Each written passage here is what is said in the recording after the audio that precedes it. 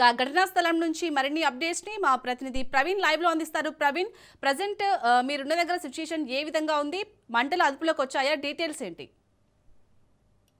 అయితే మొత్తంగా చూసుకుంటే కనుక 1-2 అవర్స్ లో మొత్తం అదుపులోకి వస్తాయి. స్మోక్ ఎక్కువగా ఉన్న కారణంగా అయితే ప్రాథమికంగా మొత్తంగా షార్ట్ సర్క్యూట్ కారణం అని చెప్తున్నారు. చూసుకోవచ్చు మనం. ఇప్పుడే ఎమ్మెల్యే తలసాని శ్రీనివాస్ యాదవ్ కూడా సంఘటన స్థలానికి చేరుకున్నారు. ఇక్కడ వివరాలను అడిగి తెలుసుకుంటున్నారు. అయితే డీసీపీ చెప్పిన ప్రకారం కూడా కింద షార్ట్ సర్క్యూట్ వల్ల ఇంత పెద్దగా అయితే దట్టంగా పొగలు అలుముకున్నాయి. విద్యార్థులందరినీ కూడా ఉటావుటిన బయటికి పంపించేసి ఇక్కడ ఉన్నటువంటి సిబ్బంది కూడా మొత్తంగా ఇవన్నీ మన కంట్రోల్ లో తెచ్చాము. ఇంకా 1-2 అవర్స్ క్రాస్ చెక్ చేసుకుంటాము. క్రాస్ చెక్ చేసిన తర్వాతనే ఇక షాప్స్ అన్ని కూడా ఓపెన్ చేసే అవకాశం ఉంటుందని కూడా చెప్తున్నారు. చూసుకోవచ్చు.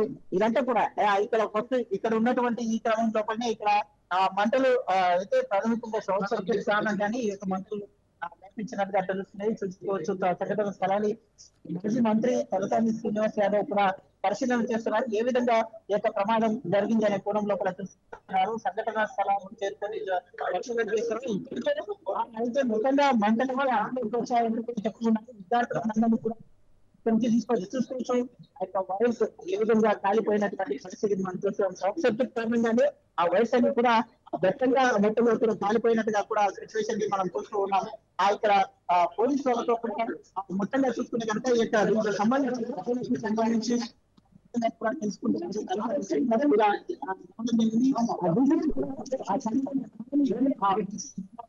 చేసి ఇక్కడ ఉన్నటువంటి ప్రపంచం అయితే ఏ విధంగా జరిగింది అనే క్రమంలో కూడా పోలీసుల నుండి వివరాలకి సేకరించడానికి సంబంధించినటువంటి ప్రాథమికంగా చూసుకుంటే కనుక షార్ట్ సర్క్యూట్ కారణం అంటున్నారు. అయితే ఇద్దరు కూడా ఇక్కడ ఉండేటటువంటి క్రమంలో మొత్తంగా ఆ యొక్క షాప్స్ కూడా చూసుకుంటే కనుక మొత్తంగా